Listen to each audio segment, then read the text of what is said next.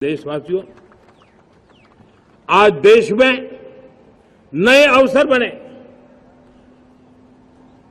तब मैं कह सकता हूं दो चीजें और हुई जिसने विकास को एक गति दी है, विकास को एक नई छलांग दी है। और ये है, पहला है आधुनिक इंफ्रास्ट्रक्चर का निर्माण। हमने इंफ्रास्ट्रक्चर को आधुनिक बनाने की दिशा में बहुत बड़े कदम उठाए हैं। और दूसरी तरफ सामान्य मानव के जीवन में जो बाधाएं हैं, ईज ऑफ लिविंग का हमारा जो सपना है, उस पर भी हमने उतना ही बल दिया है। पिछले एक दशक में अभूतपूर्व इंफ्रास्ट्रक्चर का विकास हुआ है। रेल हो, रोड हो, एयरपोर्ट हो, पोर्ट हो, ब्रॉडबैंड कनेक्टिविटी हो, गांव-गांव नए स्कूल बनाने की बात हो, जंगलों में स्कूल बनाने की बात हो, दूर सुदूर इलाकों में अस्पताल बनाने की बात हो, आरोग्य मंदिर बनाने की बात हो, मेडिकल कॉलेजों का काम हो, आयुष्मान आरोग्य मंदिरों का निर्माण चलता हो, 60,000 से ज्यादा अमृत सरोवर बने हो, 2 लाख पंचायतों तक ऑप्टिकल फाइबर नेटवर्क पहुंचा हो, नहरों का एक बहुत बड़ा जाल बिछाया जा रहा हो, 4 करोड़ पक्के घर बनना, गरीबों को एक नया आश्रय मिलना, 3 करोड़ नए घर बनाने के संकल्प के साथ आगे बढ़ने की हमारी कोशिश हो। हमारा पूर्वी भारत, नॉर्थ ईस्ट, उसका इलाका आज इंफ्रास्ट्रक्चर के लिए जाने जाना लगा है। और हमने ये जो कायाकल्प किया है, उसका सबसे बड़ा लाभ समाज के उन वर्गों तक हम पहुंचे हैं जो ग्रामीण सड़कें वहां बनी है जिनकी तरफ कोई देखता नहीं था, जिस इलाकों को नहीं देखता था, जिन गांवों को नहीं देखता था।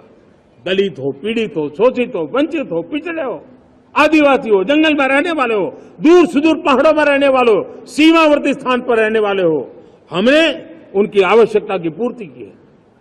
हमारे मछुआरे भाई बहनों की आवश्यकताओं को पूरा करना, हमारे पशुपालकों के जीवन को बदलना, एक प्रकार से सर्वांगीण विकास का प्रयास हमारी नीतियों में रहा, हमारी नीयत में रहा है, हमारे रिफॉर्म में रहा है, हमारे कार्यक्रमों में रहा है, हमारी कार्यशैली में रहा है। और उस सबसे बड़ा लाभ मेरे युवाओं को होता है। उनको नए नए अवसर मिलते हैं, नए नए क्षेत्र में कदम रखने का उसके लिए संभावनाएं बन जाती है। और वही तो सबसे ज्यादा रोजगार दे रहा है। और सबसे ज्यादा रोजगार प्राप्त करने का अवसर इन्हीं समय में उनको मिला है। हमारा जो मध्यम वर्गीय परिवार है, मध्यम वर्गीय परिवार को क्वालिटी ऑफ लाइफ, वो स्वाभाविक उसकी अपेक्षा रहती है। वो देश के लिए बहुत देता है, तो देश का भी दायित्व है कि उसकी जो क्वालिटी ऑफ लाइफ में जो उसकी अपेक्षाएं हैं, सरकार की कठिनाइयों से मुक्ति की उसकी जो अपेक्षाएं हैं, उसको पूर्ण करने के लिए हम निरंतर प्रयास करते हैं। और मैंने तो सपना देखा है कि 2047 जब विकसित भारत का सपना होगा, तो उसकी एक इकाई ये भी होगी कि सामान्य मानव के जीवन में सरकार की दखलें कम हो, जहां सरकार की जरूरत हो वहां अभाव न हो, और जहां सरकार की बेकारण प्रभाव भी न हो, इस प्रकार की व्यवस्था पर हम प्रतिबद्ध हैं। मेरे प्यारे देशवासियों, हम छोटी छोटी जरूरतों पर भी ध्यान देते हैं, हम छोटी छोटी आवश्यकताओं पर ध्यान देते हैं और उसको लेकर हम चलते हैं। चाहे हमारे गरीब का घर का चूल्हा जलता रहे, गरीब की मां को कभी आंसू पी करके सोना न पड़े, और इसके लिए मुफ्त इलाज की योजना हमारी चल रही है। बिजली, पानी, गैस अब सैचुरेशन के मूड पर है।